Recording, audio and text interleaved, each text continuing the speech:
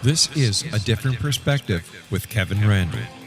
A retired U.S. Lieutenant Colonel, Kevin Randle has been studying UFOs for nearly 50 years.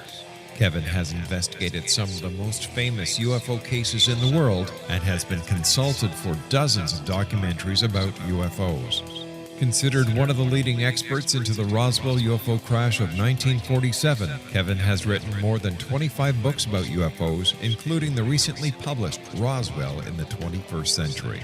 Now, here is the host of A Different Perspective, Kevin Randle. And hello, this is in fact A Different Perspective, and I am Kevin Randle. Before I bring on my guest, I have to rant. I was somewhere the other day and I saw a copy of a magazine published by the History Channel about the paranormal. And of course, it always includes a section on UFOs, and it annoys me that UFOs are in the paranormal realm. I think of paranormal like ghosts and the Bermuda Triangle and ESP and this sort of esoteric stuff, and not really UFOs. I don't think of it as paranormal. What annoyed me, of course, is they mentioned Roswell, and they, of course, bought into the Project Mogul explanation. I am astonished that people still buy this explanation when clearly flight number 4, which was the Mogul balloon flight that supposedly caused the debris, is mentioned at all, since Dr. Albert Crary, who was the project manager, wrote in his field notes that flight number 4 never flew. But what really got me was there was a note on the Aurora, Texas alleged crash. And because the UFO hit a windmill, they published a picture of a windmill with a flying saucer in it, a UFO. A well-known picture, and anybody who studied UFOs for more than 10 minutes or photography for more than 10 minutes realize what the UFO is in fact, a lens flare. I don't know why this thing keeps being published as a UFO picture, but everybody knows what it is. And the second thing they did was they published the picture taken by the Coast Guardman in July of 1952. I think everybody's pretty well established that they're not flying saucers in this picture. And it may well be a hoax, but I looked it up in the Project Blue Book files just the other day because of this magazine article, and realized that the statements by the Coast Guardsman, excuse me, both the photographer and the other witness are very, very weak. And in fact, they're filled with what I think of as weasel words, meaning they don't want to lie about something, but they're trying to maintain the story.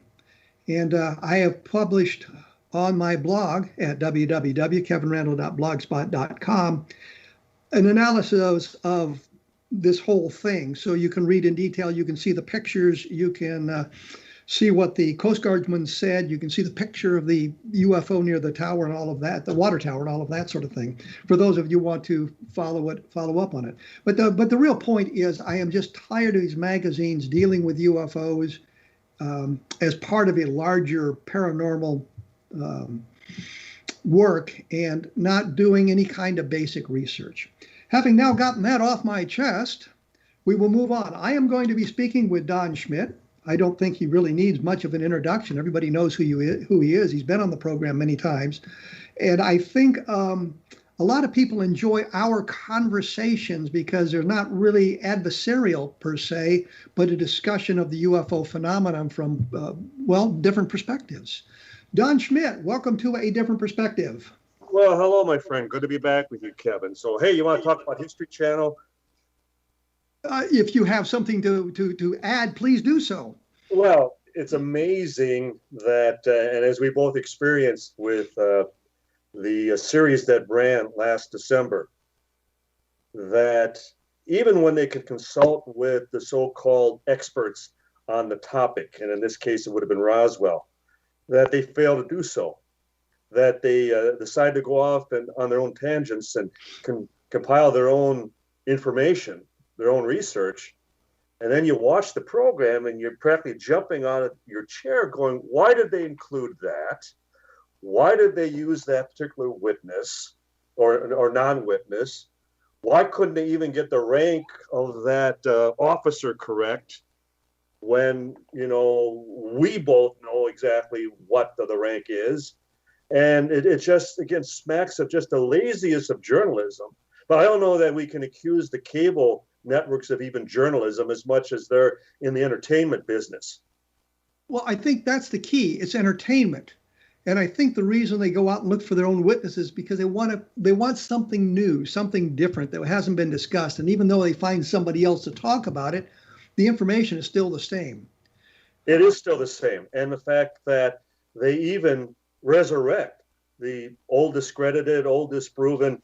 I mean, as I couldn't agree with you more. How often do we have to explain away flight number 4? Without having a single witness, without being able to put it on that very site, without being able to even demonstrate any record that it was launched. I mean, yes, the balloon train was launched, but there was no array train. There was no nothing else as far as the instrumentation or anything that was part of that. They had filled the balloons with helium. They jettisoned the balloons. That was the extent of it. That hardly would, reflect the type of wreckage that all the witnesses have described. So it's like, why do they always fall back on the government of all authorities on a topic that the government has been running interference on for almost 75 years? I need to say this because, I've studied the mogul balloon thing in depth. And they always come out, well, it was a top secret Project Mogul. While the purpose was classified, yes, it may have been top secret. What was going on in New Mexico, the balloon launches, was not. Was not, no. We have pictures from newspapers of the balloon launches. And was it the Alamogordo News right. On July 10th has a picture, and one of the pictures has a step ladder in it as they're trying to launch a balloon. And Charles Moore told me he bought the ladder. Yes. So it links it directly to what was going on in New Mexico. Well, as you recall too, I mean, they were putting on these demonstrations all over the country, as though not only were they trying to explain away Roswell, but all the flying disc reports at that time, that they were all mistakenly, high altitude balloons that, based on the air pressure would tend to become more elliptoid and maybe look like a disc at high altitude. But the difference always comes back with Roswell is when it's on the ground in front of you and you can actually pick it up and hold it in your hands, you might be able to determine that it's a balloon, juxtaposed at 10,000 feet up. Well, to take that one step further, you and I both talked to Sheridan Cabot a number of times. Oh, yes. And we sat in there when he first denied that he'd ever been involved in any balloon recovery whatsoever. He was too busy to do that. But then he comes out and he tells Colonel Weaver, who, by the way, has been on this program, about picking up the balloon debris or recognizing it immediately for what it was.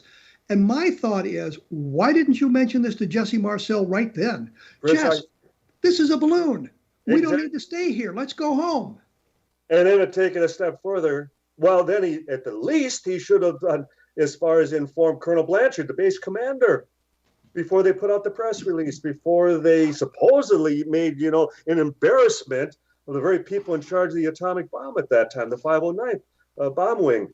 So we know, he contradicted himself and he really discredited himself in that supposed sworn affidavit that he gave to Colonel Weaver. Absolutely. I think we should move on from Roswell, though. Yes. Rather than we beat that dead horse. Oh my God! Now the PETA people are going to come after me for that expression. Oh my God! I know. I wanted to mention to you up front the government changing UFO now to UAP, from unidentified flying object to unidentified aerial phenomenon. Right. What's your reaction to that? Well, and in some respects, that's almost a takeoff on what the Russians, when they talk about aerial. As far as anomaly or aerial phenomenon and that sort. So it's as though they were playing around with words and trying to, well, how can we come up with a whole new concept, a whole new approach and move forward, from possibly even this next month, from June of 2021. And it's the same old horse, so to speak. I'm more concerned of the fact that nobody seems to be addressing the long established history of the phenomenon, that all the players that are currently involved really know nothing prior to maybe 2004 regarding the subject. Well, that's an interesting take on it, because we now introduce a new term, UAP, and we kind of divorce it from the long history of the UFO phenomenon. So now it's like something that's brand new, and we will dispose of this new phenomenon now and move on to other arenas and ignore this long history. And when I think it may have been Jimmy Carter, one of the presidents, proposed moving the UFO investigation to NASA, that was Carter. They objected to it. Right. NASA didn't want any part of it, and no, I think that's right. I don't think it would have helped their image at all by getting involved in the UFO investigations. But there should have been somebody investigating it, and we know there was. But when you think about it, I mean, NASA, with their limited budgetary constraints, they're dealing as far as just like after the Challenger and the Columbia disasters, for example. And the fact that it would shut down an entire program for 2 or 3 years at a time, and yet you could have a plane crash with 300 fatalities, and the next plane goes right back up. So NASA's always walking on eggshells in that regard. And for that matter, what interest or what involvement would they have even had with the subject? I think it's one of the reasons that even when the late Congressman Stephen Schiff, through the GAO, the General Accounting Office, when they made that document search, and one of the sources that they did not request or rely on for documentation was NASA, our own space program, because what files would they have compiled regarding a local phenomenon, unless they were concerned that it would impede a potential rocket launch or something at times. And to me, when Carter made that request to NASA, it was because he was denied by all other branches of the military and departments of intelligence, and he just tossed it at NASA, hoping they might bite. Well, it's interesting you bring that up, because I did a book, as I think everybody knows, called UFOs in the Deep State. Right. And in that I explore the Carter claim that he was going to look into the UFOs, and talking to Dan Sheehan and a couple of people about that, we learned that the way that the deep state or the government can inhibit the president's investigation, they don't have to outright deny it and say, well, I can't tell you that, Mr. President, it's classified above your level. But what they can do is, there's a lot of agencies involved in this, Mr. President. We'll draw all this material together from these agencies, and we'll get you a comprehensive report. And they just never bothered to get the report done. Well, we're in the works on it, or something else comes up that takes precedence. Like in the Carter administration, it would have been the Iran hostage situation. That certainly would have diverted his attention. And you certainly know better than most as far as the compartmentalization as they use as an excuse. But and we both know as far as just what efforts it takes to just retrieve a single Freedom of Information Act request. I mean, it can literally take years for just a single, document. And the thought that, and I always come back to, and you again know this better than most, that within the compartmentalization of a particular branch of the military, it even is worse from branch to branch, because they're really not cooperating or sharing much of anything with other branches. And I think the best example was during Desert Storm, when General Norman Schwarzkopf was having a daily briefing, and as representing the Army, and he complained that they didn't know if they could march into Baghdad because the Air Force had declared air supremacy within the first night, and then the Navy was still launching the Tomahawks into Iraq, and neither one was on the same page. And that's a good place to break in here, because we're going to have to take a commercial break. I always want to thank people for taking a look at the best of Project Blue Book, and of course Roswell in the 21st Century and Encounters in the Desert. Take a look at those at Amazon. Make a rating if you can. It certainly will help. You are listening to A Different Perspective on the X Zone Broadcast Network, and we'll be back right after this, so please stick around.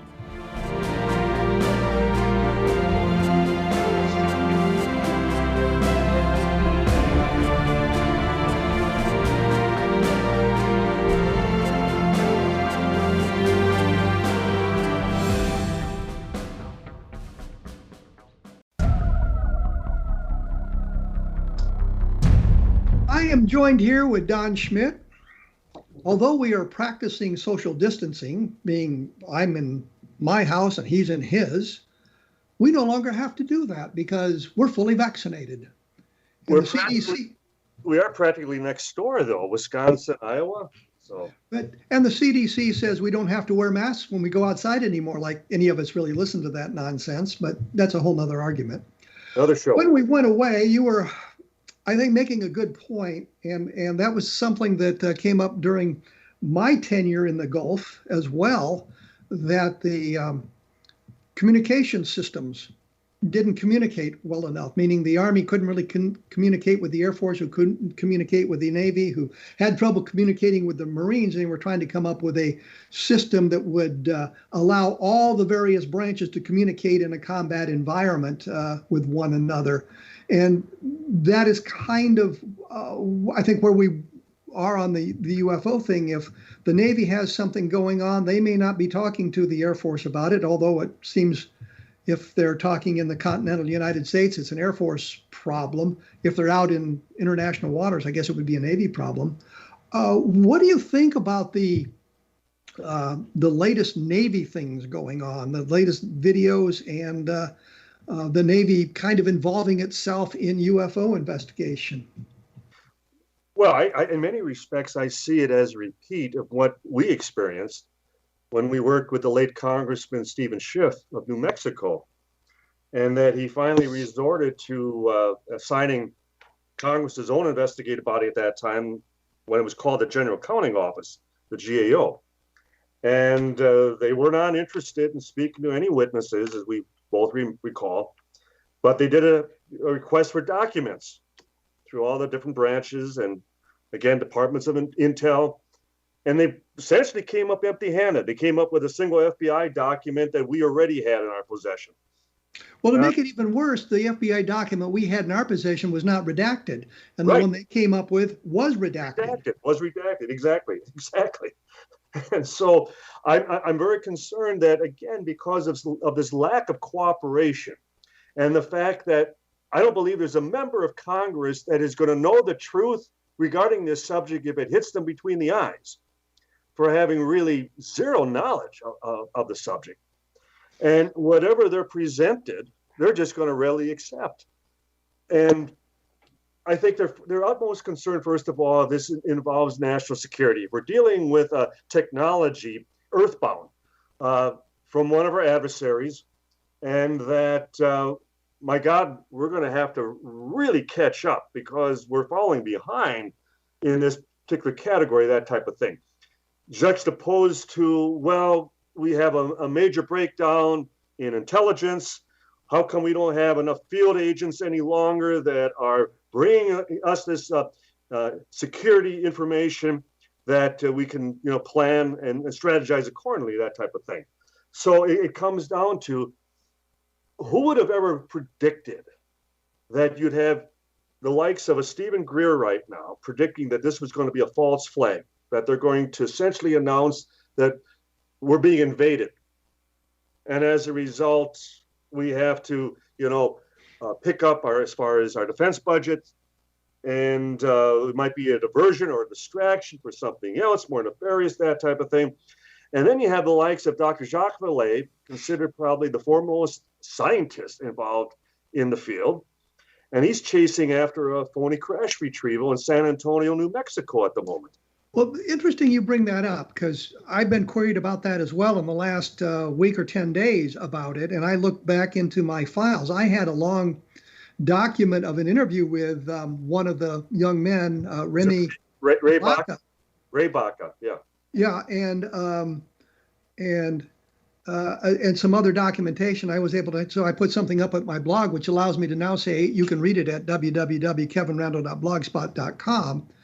But it is a very problematic case. Yes. Give us a little bit of the details of it, so the listeners know where we are, and those who would like more information, of course, can find it at my blog. Well, I think my first awareness of this supposed case happened now 25, 26 years ago. I had just lectured in Ventura, California, just north of LA. And I was introduced to this gentleman And the reason the name stood out was because of the Baca, as far as in connection with Barney Barnett. Yeah, that was my first thought too when I saw the name. I thought of the Baca who lived across the street from Barney Barnett in Socorro, New Mexico. Right. And if it had a connection. And the point is, then, as he was describing to me what they had experienced, and he didn't mention his brother at the time. He spoke as though it was a lone experience on his part. Well, actually, the other guy was his friend, not his brother. Yeah, and yet it's being billed as his brother. And then he's describing that this happened out on the plains of San Augustine. And so right there, he started to lose me because, we were still looking into the plains and you and I had spent time out there. In fact, I have a picture of the two of us in front of the huge array, the large array. The very large array. Very large array. And Tom Carey and I, we spent a lot of times whenever we had another rancher out in that area between Socorro, Magdalena, Dado, Horse Springs, we were making a side trip over to that region and at least allowing the individual to provide us with whatever information that we might be able to tie to a possible event out in that region. And we came up empty-handed.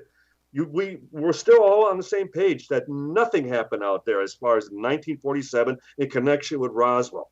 And well, the interesting thing was that the San Antonio crash allegedly took place in August of 1945, so it's nearly 2 years prior to Roswell. And Kevin, when Baca first is telling me about this, he's saying that it happened out on the plains in 1947. So it was like every time, and to me, it was almost like a Lieutenant Colonel Willingham situation all over again. That every time we talked to him, the date and the location was changing. And that only goes so far. That only goes, the first time you start changing things, goodbye. And then when he sent us pictures of this artifact, which was clearly a flange from some type of a generator or a motor or something of that sort. And then after they talked to Phyllis Butzing in Butwick, or whatever her name is, in Ohio, to do some analysis on it and concluded that it was 100% terrestrial. Again, end of story. So MUFON did look into it and analyze the metal and said that it was basically terrestrial, which didn't rule out a extraterrestrial source for it. It means you couldn't prove that it was not terrestrially based metal. But I think what's important here, we need to say that these two youngsters, they were 7 and 9 at the time, had heard something, seen a flash of light, went to the source, saw a downcraft, saw alien creatures that they described to us. Described to others, I guess I should say.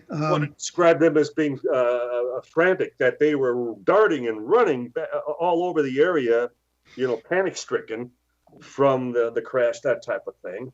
And those are all details that we were never told before.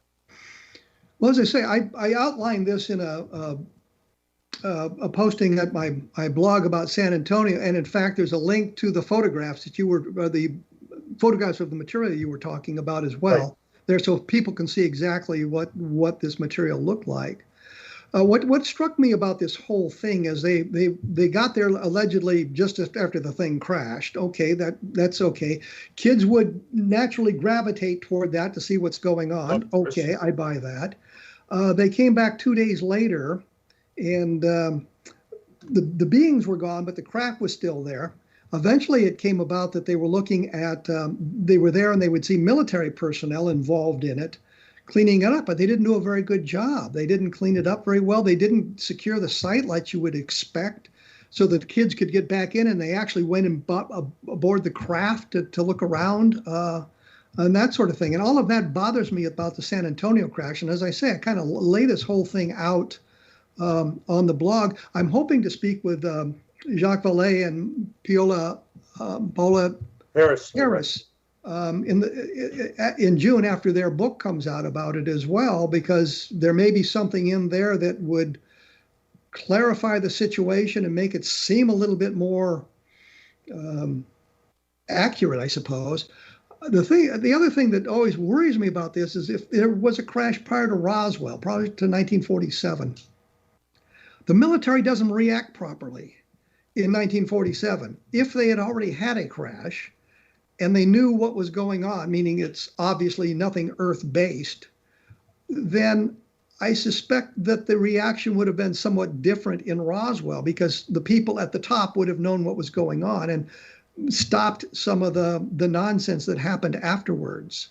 That has always been, our argument as far as anything prior to Roswell, that it's one thing for Colonel Blanchard, the base commander, to have dispatched two of his ranking, his head of intelligence and his head of counterintelligence, as opposed to a couple of enlisted men just to go out and humor the rancher and, just check it out, that type of thing. So, yeah, they treated it, as far as with some semblance of urgency in that regard. But nonetheless, they were still nonchalant about it. They didn't, Blanchard didn't dispatch an immediate, unit to go and cordon off the area. And it's, oh my God, it's happened all over again.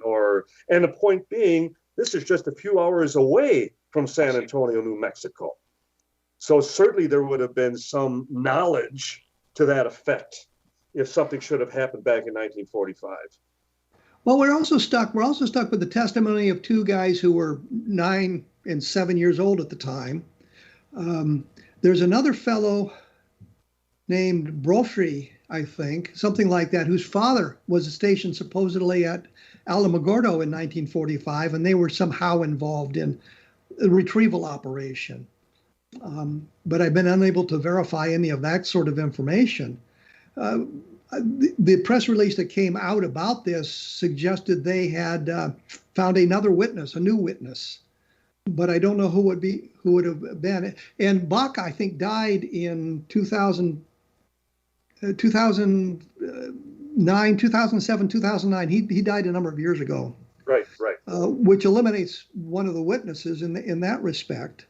Well, we know how problematic the Plains of San Augustine has been since day one, because in the case of Barney Barnett, now granted, it was all secondhand. We never had the good fortune of speaking with Barnett, but nonetheless, his background, World War I, and his working as a civil engineer with the state at that time, and his reputation within the community, we never found anything that would smack of any fabrication, any false storytelling, any tall tales, that type of thing.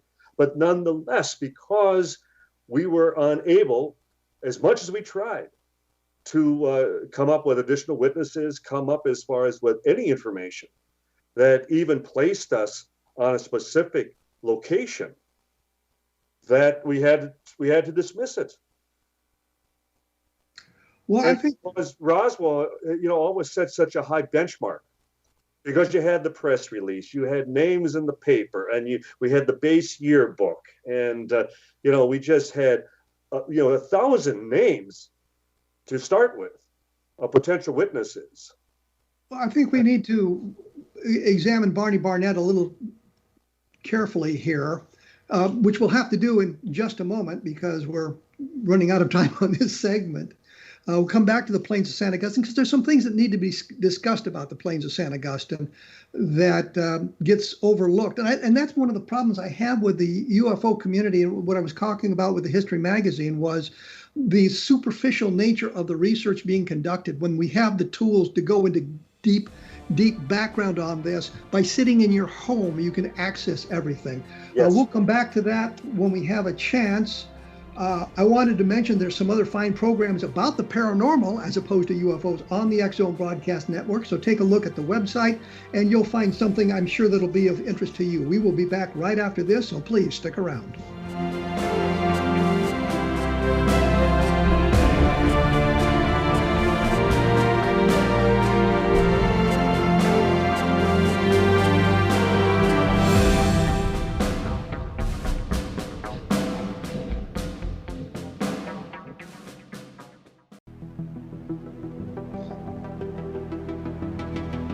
Joined by Don Schmitt, we're engaging somewhat into a stream of consciousness investigation of UFOs here because we kind of meander around things and link one thing to the next thing to the next thing. So it's one of these streams of consciousness things, which is not necessarily a bad way of doing this.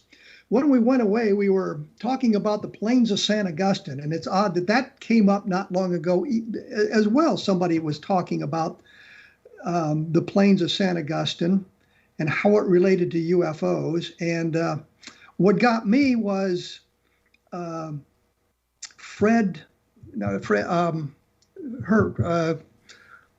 It was Wesley Hurt and Yes, yeah. and the other guy's name is escaping me at the moment. Who had Herbert Dick. Herbert Dick, right. And I always wrote the names down in the paragraphs where they came up. It was always be Hurt Dick because I thought that was a proper way of doing it. I know. but it came up that Herbert Dick had lied about his involvement on the plains of San Augustine. Just flat out lied, denied he'd even been there. I'm the guy who working at the Batcave at that time, correct? Pardon me? He claimed he was working at the Batcave at that time. No, he was working at the Batcave, but the one of the things that came up was how he had not he categorically denied he was on the plains in July of 1947. And I'm the guy that talked to him. And what he had told me was he didn't know exactly when he got there, but he didn't think he was there in the first week. And later we found documentation that he was. That put him there on July 1st, which means he would have been in a position to see the recovery operation no matter when it took place, because he was there from July 1st through the whole first week through July. Right. But that came up again, and we keep fighting these same battles over and over again. I have the documentation that he was there. He didn't see anything. If Barney Barnett was involved in a UFO retrieval, it was not in July of 1947. In fact, we both interviewed his boss, Fleck Danley, on separate occasions. And the last time I spoke to Danley myself, and I asked him point blank, now, when do you recall that Barney actually, acknowledged this, admitted this, described this to you? What year do you believe this happened? And the best he could come up with, at least for me, was, well, I think it was around 1950 is what he said. And then when Art Campbell, who, probably spent more time investigating the whole Plains of San Augustine event of any sort, and rest in peace, Art. I mean, as far as you were a good friend, though I didn't accept your final conclusions, but nonetheless, when I asked Art, what year do you believe this all happened? And he said, well, we focus on 1947, but we can't confirm that. So even he was being very flexible as to the date in question. Now, as we both know, Kevin, I mean, where were all the rocket launches, the captured German V-2 rocket launches taking place at that time?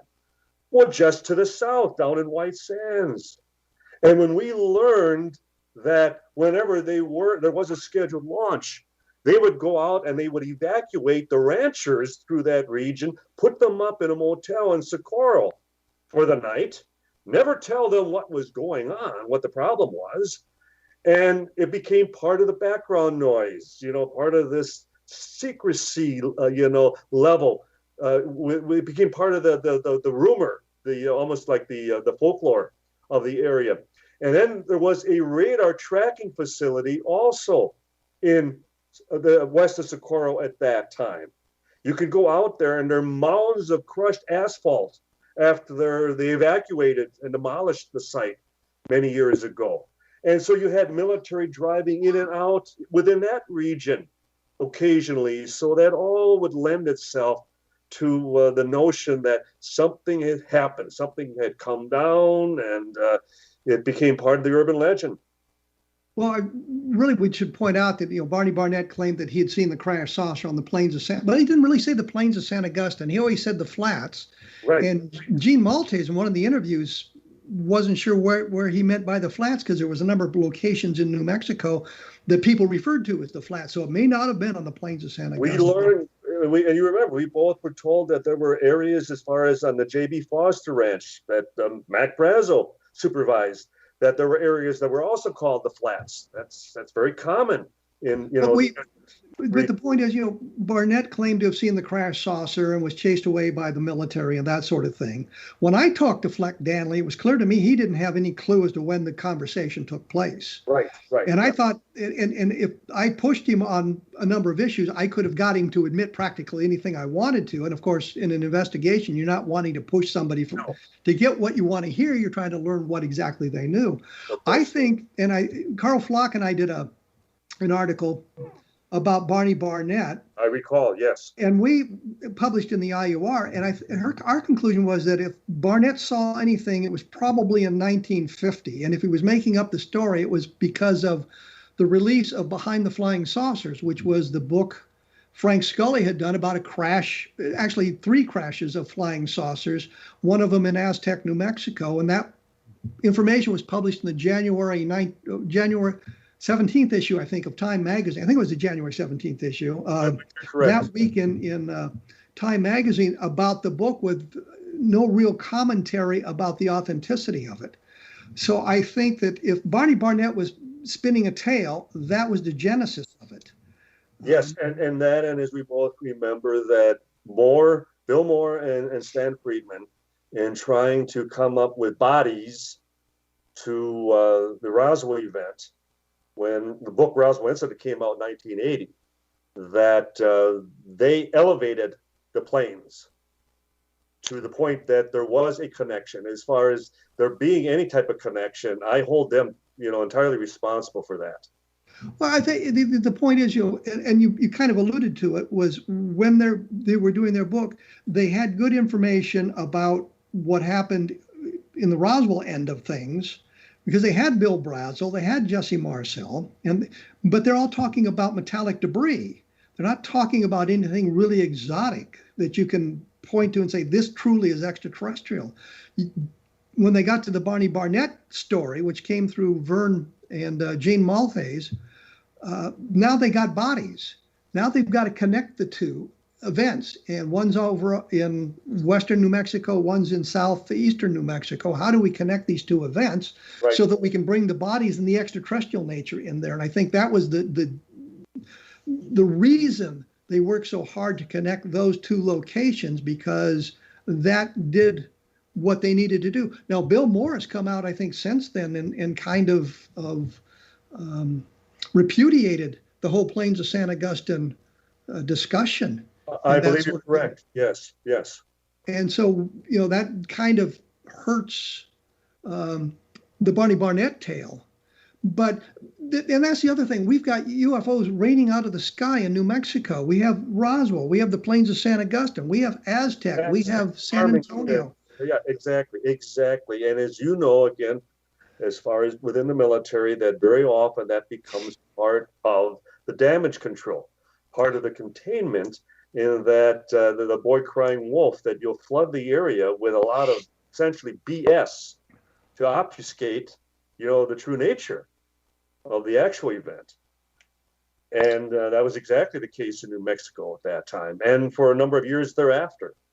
And it's discussed earlier, as far as with the both Mogul and the Rowan target balloon devices, where they were putting on the demonstrations all over the country.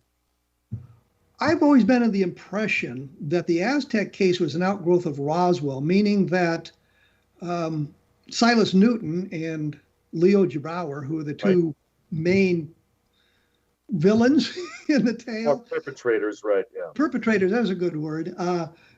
Told Scully about it. I've always been in the impression that somehow, well, they had heard about the Roswell case. It was in the newspapers all around the country, so that they might have blundered into it that way, and thought of this as a way of perpetrating one of their cons.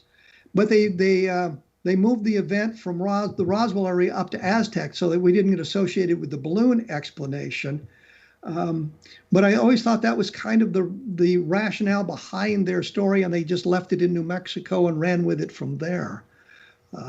It certainly is the most likely impetus, as far as that they had so much information already, announced in the press, and just to relocate the event and create a new storyline around it. It really didn't take much effort at that time.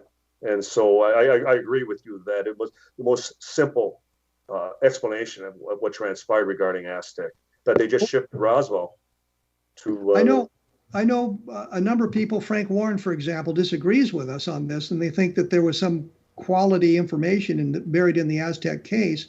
And turns out that Newton was a very interesting character when you look into his background. I guess he was a championship golfer, for example, played in a number of major tournaments. He hobnobbed with some of the rich and famous because of that sort of thing. And yet it seemed that his personality was such that if there were two ways of doing something, an easy way of doing it or a con, he went for the con every time. Right. So. But he was caught up in a number of fraudulent cases and was convicted of a number of fraud. And I think when he died, there were 17 lawsuits against him, and he died virtually penniless, although he lived at the higher end of the spectrum through his manipulation of people and his cons. And sadly, he took a lot of people with him as a result, because they didn't get paid back for much of his malfeasance.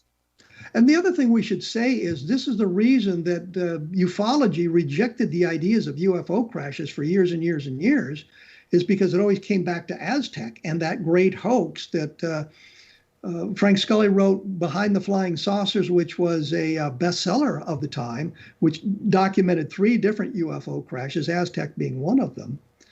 And you're absolutely correct, Kevin. When you think about it, I know Dr. Dave Jacobs would even debate and argue with us that, well, something of this magnitude you couldn't keep secret for all that time. Well, but a lot of it was due to the damage control. And then the guilt by association, as you mentioned, as far as with Frank Scully, that there was that 30-year lull, that if not for Jess Marcel breaking, his oath of silence, that who knows how much longer it would have been before Roswell would have been resurrected.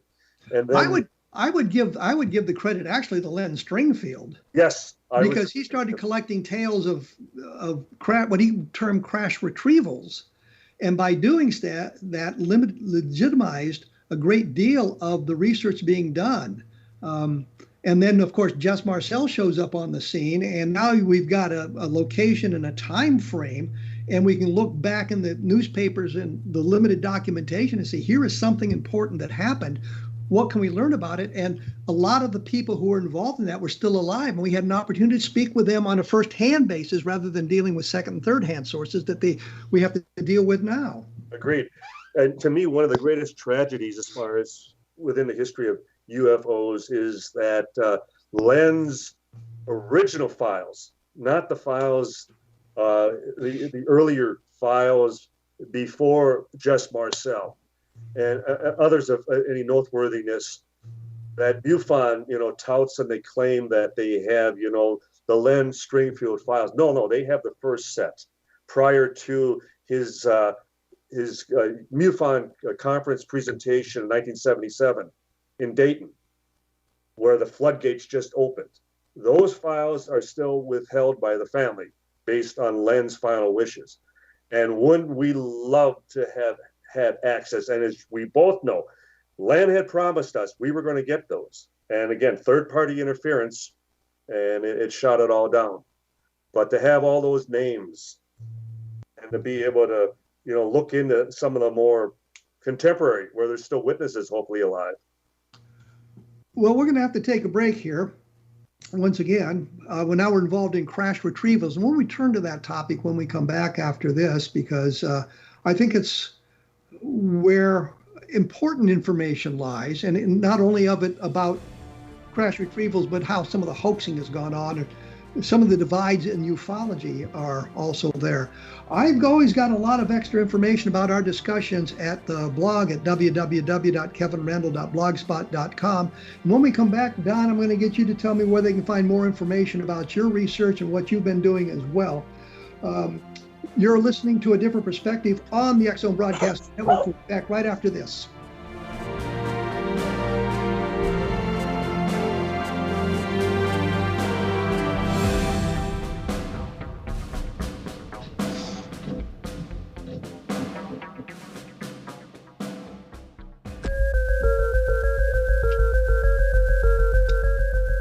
am here with Don Schmitt. We've been talking a lot of information about various aspects of ufology here in the last 45 minutes. When we broke away, we were getting into crash retrievals and the work that Len Stringfield had done. And I'll note here that prior to Len's research into this and Len's publication of his various monographs on crash retrievals, 4 or 5 of them that came out over the years before his death, most of us in ufology rejected the idea of flying saucer crashes. We just didn't believe they were anything to look into. And I will say today, I think there's lists of 300 or 400 different crashes around the world, and I don't think that's feasible. It's just impossible. I would limit it to a handful and maybe a fingerful to kind of go in that direction, that there's just not that many UFO crashes going around. But it was Len Stringfield's work that got us interested in this sort of thing. And his idea was that he would collect the stories and he would do some research into them, but he would also publish other stories he didn't have an opportunity to research into, thinking that somebody else would pick up the mantle and run with it. Maybe clarifying the situation, showing why it's a hoax, showing what it really was, how something had been misinterpreted. And I think that was a real service that Len Stringfield had done to the UFO community.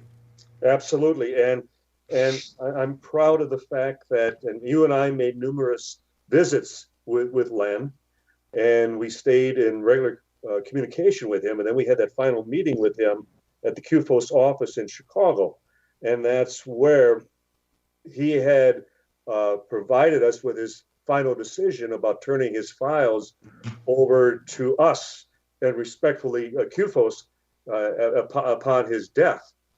And that we had, gained his confidence enough that we had done something that even J.L. and Hynek wasn't able to do, and that was gaining the cooperation of Len, and specifically in providing the names and the contact information of these so-called whistleblowers.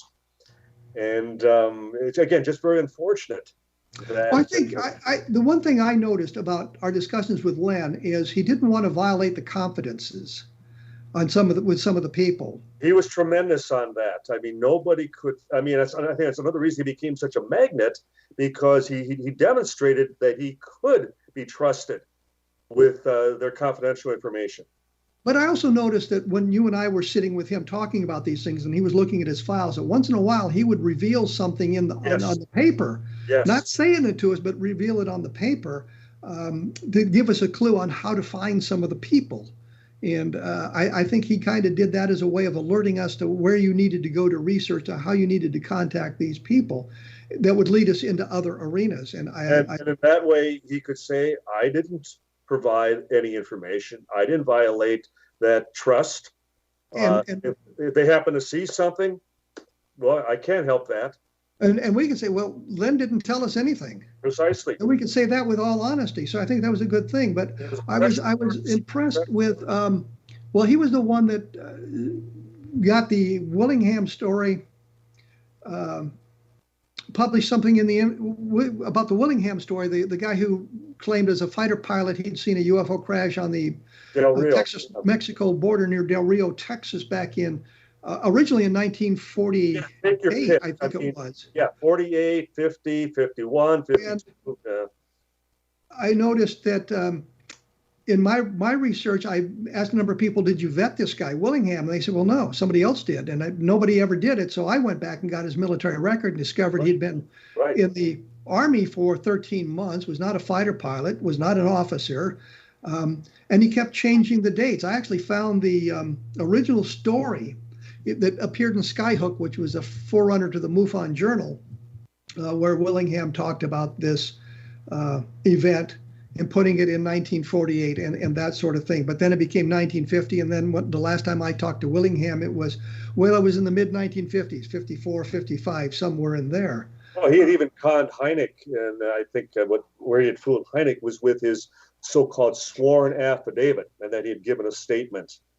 And it was one of the reasons that Hynek himself became more intrigued by crash retrieval cases.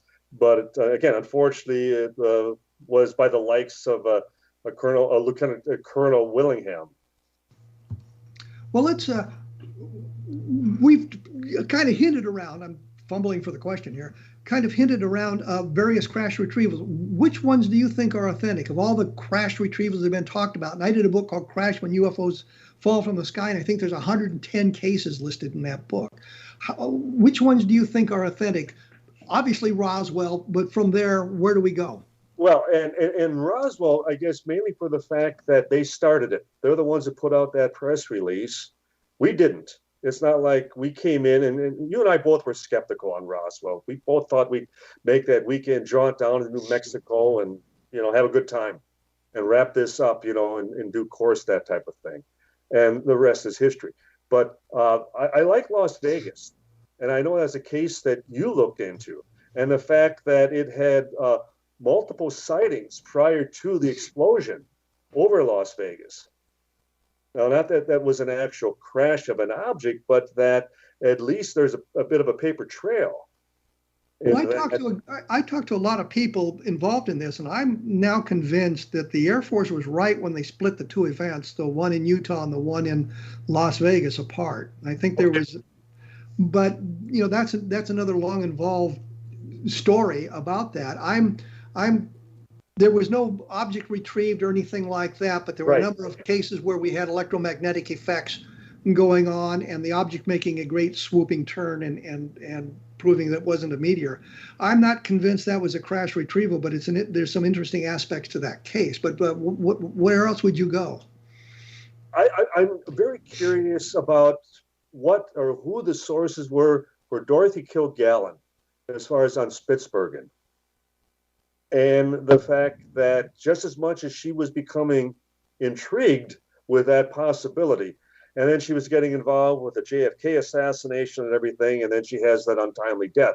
Not that there was necessarily any connection, but I think she is, as a true journalist for her time, highly respected, highly regarded, and that if it was enough to attract her interest, based on whatever or whoever her sources were, that there potentially was some pay dirt to it.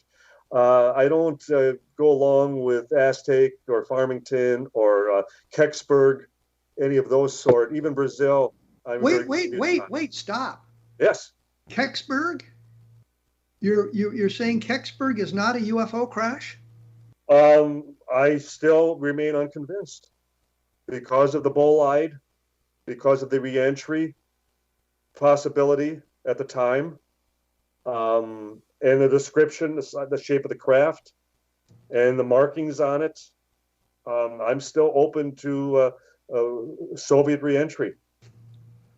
Interesting, because I've come to the similar conclusions, although I'm not sure the Soviet reentry figures into it, but that may be a factor. But I've often thought that there was an awful lot of false information. You remember we interviewed a number of people who went there early in the morning, archaeology students, and I remember sitting in their living room talking about, and they arrived in Kecksburg at like 4 or 5 in the morning, and everything was dead. Nobody was around. Nothing was going on. Right. And if you think it was this big retrieval operation, there would have been people around. And that always kind of intrigued me. And of course, as you mentioned, the bolide, clearly there was a meteor fall that day that would explain it. And if you've got a smoke trail from the meteor, which is not unusual, the winds aloft would blow it around. So you get the impression that the thing made turns when it did not. So it's interesting that you brought up Kecksburg as being not. Well, and we both know that, especially if it was any reentry, if it was an American reentry, that NASA and the all the documentation that it supposedly was taken directly to Wright Pat in Dayton, Ohio, that would have been the case if it would have been ours, if it would have been Soviet or alien. In any event, they would have been involved. Well, I was interesting that you kind of on the same page I am on Kecksburg. What about Shag Harbor? A very, very good case. I think just all the circumstances, the fact that it's submerged, within the bay, that area. I think the eyewitness testimony is held up. And I think some of the independent investigation that a parallel regarding the case that, I find it a case that to me remains wide open. The interesting thing about that I've thought of, I always thought of it as not really a crash retrieval, but more of an emergency landing. Mm-hmm, and the object lands in the water. There's actually a photograph of it, and I published it in the book I did 20-some years ago called The Randle Report, picture of the object in the sky. The Condon Committee had an opportunity to investigate, and I think Jim Lorenzen alerted them to them. They called up there, and I saw just a bunch of teenagers saw something and didn't get into it and ignored the information. Don Ledger and Chris Stiles have done a wonderful job of researching that case. Absolutely. And as we know, I mean, there have been many cases of underwater as far as UFOs witnessed and documented, and even foreign navies, that type of thing. So I think you may be onto something, the idea that it was an emergency landing, or it just decided it was going to, submerge as far as the harbor there. And who knows where it went from there. There was a great response. There was a lot of people. There were law enforcement involved in it, not just teenagers. There was a lot of documentation that Chris Stiles and Don Ledger recovered from the Canadian government about the case. And I guess the U.S. Navy was involved. There may have been some Soviet presence as well at the time. Well, as we know, they did an underwater as far as investigation. They went down. They went and looked as far as to see if there was anything. And that's the amazing thing. The point being that something did impact, it did crash and submerge as far as into the water. And the point being, then where did it go? Yes, exactly. Anything else that sticks out in your mind as a good crash retrieval, though? I know I often present the argument that if I accept Roswell, then it makes everything else possible. But everything else, pales in comparison, and mainly because of, that benchmark press release and the fact that the newspapers covered it as heavily as they did for the time. There's nothing else like that.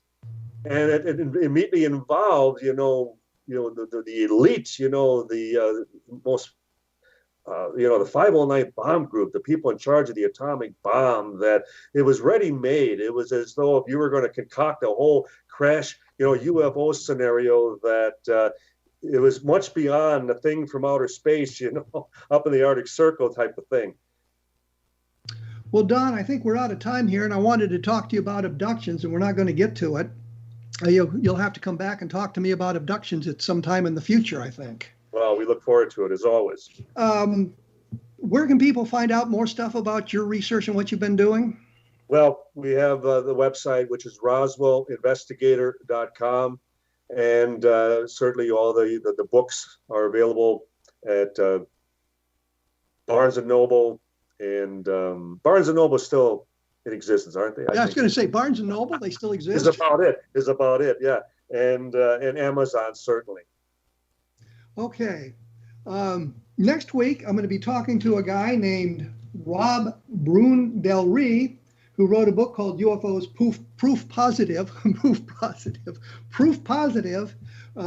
Easy for you to say. Yeah. Absolutely. We'll have some interesting discussion with him about the evidence he presents in the book and how much of the proof is positive. My books, of course, like Don's, are available at Amazon.com. The latest is UFOs in the Deep State, which looks at the way this situation is developed and answers the questions of why does the government still deny this thing? Why are they still saying it hasn't happened? Why are they pretending that UFOs aren't real, aren't alien spacecraft? And it looks at that in depth, I think, and gives an idea, answers that question. Also take a look at Roswell in the 21st Century, Encounters in the Desert, and of course the best of Project Blue Book. I will be back in 167 hours with more information on UFOs. So thanks for tuning in.